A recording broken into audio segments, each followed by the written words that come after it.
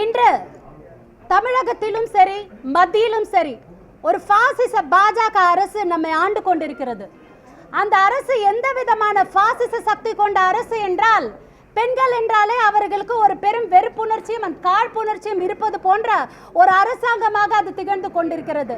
இந்த இந்திய நாடு, இந்த பாரத நாடு வேற்றுமையில் ஒற்றுமை கண்ட பாரத நாடு. நமது பாரத நாட்டின் பெருமை நமது பெண்கள். இந்த இந்திய திருநாட்டின் பாதிக்கும் மேற்பட்ட மக்கள் தொகையாக இருக்கக்கூடிய பெண்களின் தாலியை நாங்கள் அனைவரும் உயிராக மதிக்கக்கூடிய பெண்களின் தாலி என்பது ஒரு ஆபரணம் மட்டுமா என்றால் இல்லை. பெண்கள், நம் நாட்டின் பெண்கள் இந்த தாலியை ஆபரணமாக அல்ல, நாங்கள் அனைவரும் இதை உயிராக மதிக்கிறோம். இதில் ஒரு பொட்டு தங்கம் இருந்தால் மட்டும்தான் இது தாலி அல்ல. இங்க இருக்கக்கூடிய பெண்கள் வெறும் மஞ்சள் கயிற்றை மட்டுமே கூட கட்டிக்கொண்டு அதை தாலியாக தன் உயிரினும் மேலாக மதிக்கக்கூடியவர்கள் நமது இந்திய நாட்டு பெண்கள் என்பதை மறந்து பேசுகிறார் பாரத பிரதமர். அவர் ஏன் மறந்து பேச மாட்டார்? ஜெசோதா பென் அவர்களுடைய தாலியை பற்றிய அருமை அவருக்கு தெரிந்திருந்தால் அவரை விட்டு அவர் வந்திருப்பாரா என்றால் இல்லை. இந்திரா காந்திஜி அவர்கள் இந்த நாட்டிற்காக பல குண்டுகள் துளைத்து தன்னுடைய உயிரை தியாகம் செய்தவர். நமது நாட்டில் போர் நடந்த போது தன்னுடைய அத்துணை தங்கத்தையும் கழற்றி இந்த நாட்டிற்காக தியாகம் பண்ணவர் இந்திரா காந்தி அவர்கள். தன்னுடைய கணவரின் உடம்பு புல்லட்டுகளால் துளைக்கப்பட்டது இதே தமிழ்நாட்டில் ஸ்ரீபெரும்புதூர் மண்ணில். அப்படிப்பட்ட நமது இந்திய நாட்டில் தனது தாலியை தாரவாத்து விட்டு அன்பு அன்னை சோனியா காந்திஜி அவர்கள் இங்கு பெண்களின் மாதர் குலமாக இருந்து கொண்டிருக்கிறார். இந்த இந்திய நாட்டின் சேர்ந்த பெண்கள் ஒவ்வொருவரும் பாரதி கண்ட புதுமை பெண்கள். முக்கியமாக எங்களது மகளிர் காங்கிரஸை சேர்ந்த பெண்கள் மாதர் தம்மை இழிவு செய்யும் இந்த மடமையை கொளுத்துவோம் என்கிற வகையில் நாங்கள் அனைவரும் இந்த போராட்டத்தை முன்னிறுத்துகிறோம். இது மாவட்ட வாரியாக இந்த பெண்களுக்கான ஜஸ்டிஸ் ஃபார் மங்கள் சூத்ரா, அதாவது தாலிக்கு நியாயம் கேட்டு, இதற்கு முன்னாடி எங்கேயாவது நீங்க கேள்விப்பட்டிருப்பீங்களா? தாலிக்காக இந்திய நாட்டு பெண்கள் தெருவில் இருந்து நியாயம் கேட்க வேண்டிய ஒரு சூழ்நிலையில் பாரத பிரதமரை நம்மை தள்ளி இருக்கிறார் என்றால் யாராலாவது மறுக்க முடியுமா? பாரத பிரதமர் என்னென்னவோ திரித்து கூறுகிறார். மன்மோகன் சிங் அவர்கள் கூறியது போல 60 ஆண்டு காலமாக பெண்களின் தாலியை களவாடிதான் காங்கிரஸ் ஆட்சி நடத்தியதா என்றால் கிடையாது. அப்படிப்பட்ட ஒரு ஆட்சி நாங்கள் நடத்த வேண்டிய அவசியமே கிடையாது. அதுதான் நான் சொல்ல வருகிறேன். இன்று இருக்கக்கூடிய விலைவாசி உயர்ந்து விட்ட காலத்தினால் பெண்கள் தங்க தாலி கூட இங்கு போட முடிவதில்லை. தாலிகள் எல்லாம் அடகு கடைகளில் இருக்குது. மோடி அவர்களே, கடந்த 10 ஆண்டு வருடங்களாக எங்கள் பெண்கள் வெறும் மஞ்சள் கயிற்றை சுமந்து கொண்டிருக்கிறார்கள். அப்படியும் நாங்கள் மாண்போடு வாழ்ந்து கொண்டிருக்கிறோம். எங்களின் மாண்பை குறைக்கும் விதையாக பேசுகிற பாரத பிரதமர் மோடி அவர்களை கண்டித்து, மன்மோகன் சிங் அவர்களை அவர் கேவலமாக பேசுவதை கண்டித்து தமிழ்நாடு மகளிர் காங்கிரஸ் மாவட்ட வாரியாக போராட்டத்தில் ஈடுபடும். இப்போது இந்த பத்திரிகையாளர்கள் சந்திப்பை முடித்துவிட்டு நாங்கள் கீழே சென்று மோடி அவர்களுக்கு எதிராக ஒரு கோஷமிட இருக்கின்றோம். தாங்கள் அனைவரும் அதை கண்டிப்பாக எடுக்க வேண்டும். மேலும் பெண்கள் என்று எடுத்துக்கொண்டால் பாரத பிரதமருக்கு என்னவோ ஒரு பிரச்சனை, எங்கிருந்தாலும் பிரச்சனை அவருக்கு. லக்கிம்பூர் ஆகட்டும், ஹத்ரஸ் ஆகட்டும், சாக்ஷி மல்லிக் ஆகட்டும், இல்லை என்றால் பில்கிஸ் பானு ஆகட்டும், எப்படிப்பட்ட பெண்களை எடுத்துக்கொண்டாலும் பெண்களுக்கு எதிரான வன்முறைகளையும் வன்கொடுமைகளையும் கட்டவிழ்த்து விட்டிருக்கிறது பாஜக. இதையெல்லாம் பார்த்து கொண்டு தமிழ்நாடு மகளிர் காங்கிரஸ் இனியும் சும்மா இருக்காது. தமிழ்நாட்டில் கோயம்புத்தூரை சார்ந்தவர் பாஜகவின் அகில இந்திய பாஜக மோர்ச்சாவை சார்ந்த வானதி ஸ்ரீனிவாசன் அவர்கள் என்றாவது மணிப்பூரில் நடந்த விஷயத்தை பற்றியும் பெண்களுக்கு எதிராக நடக்கக்கூடிய வன்கொடுமைகளை பற்றியும் பேசுகிறார்கள் என்றால் இல்லை.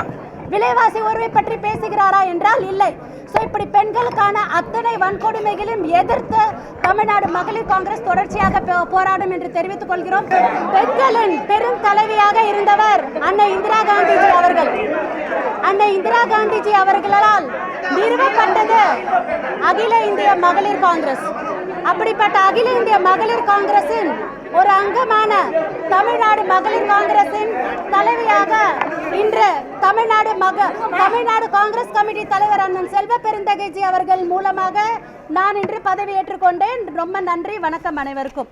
மேலும் அகில இந்திய காங்கிரஸ் கமிட்டியின் தலைவரான கார்கேஜி அவர்களுடன் ஆசீர்வாதத்துடனும் முன்னாள் காங்கிரஸ் கமிட்டி தலைவர் அன்னை சோனியா காந்திஜி மற்றும் ராகுல் காந்திஜி மற்றும் அன்பு தலைவி பிரியங்கா காந்திஜி மற்றும் எங்களுடைய பொதுச் செயலாளர் ஆர்கனைசேஷன் திரு KC வேணுகோபால்ஜி மற்றும் தமிழக காங்கிரசின் மேலிட பொறுப்பாளர்கள் அஜய்குமார்ஜி, ஸ்ரீவல்ல பிரசாத்ஜி மற்றும் எங்களது அன்பு தலைவி, எங்களின் பெண்களின் எழுச்சி நாயகி அன்பு சகோதரி அல்கா லாம்பாஜி அவர்களின் தலைமையில் நாங்கள் இங்கு இருக்கக்கூடிய அத்தனை தமிழ்நாடு தலைவர்களையும் அத்தனை பெண்களையும் ஒற்றுமையோடு ஒன்றாக சேர்ந்து தமிழக மகளிர் காங்கிரஸை இன்று நான் வழி நடத்துவேன்.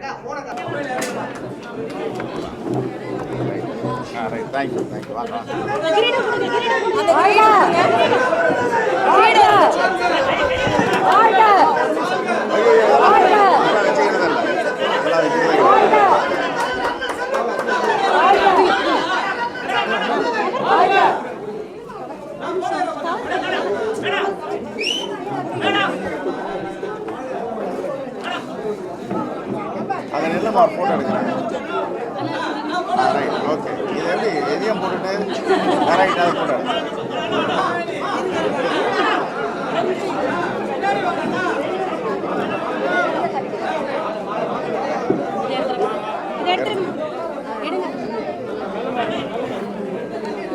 ஆர்டர் கொடுக்கணும்.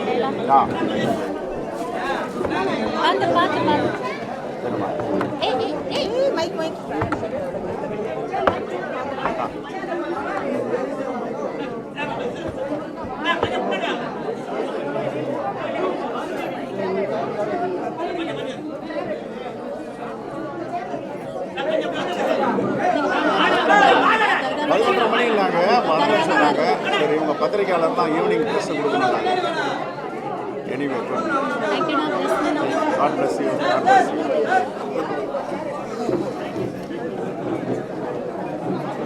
உட்காருங்க, அப்படியே உட்காருங்க, ஷேர் போட்டு உட்காருங்க. வாழ்த்துக்கள். மறுபடியும்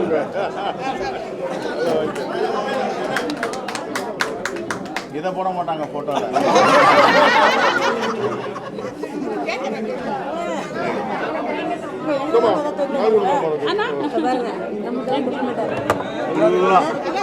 எல்லாரும் சொல்லுங்க.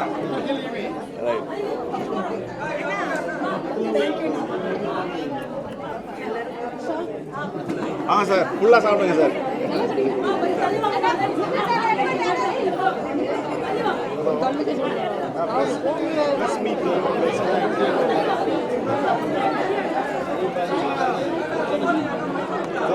நீங்க சாப்பிடலையா?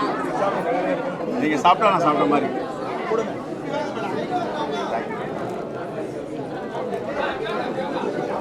தேங்க்யூம்மா, தேங்க்யூ, ஆல் த பெஸ்ட். உங்கள் பணி சிறக்க வாழ்த்துக்கள். நம்பர் 1 ஸ்டேட்டாக தமிழ்நாடு மகிழாவை கொண்டு வரணும். நீங்கள் எல்லாரையும் அரவணைச்சு ஒருத்தரை கூட விடாதீங்க. Very good, very good, very good. வாழ்த்துக்கள்.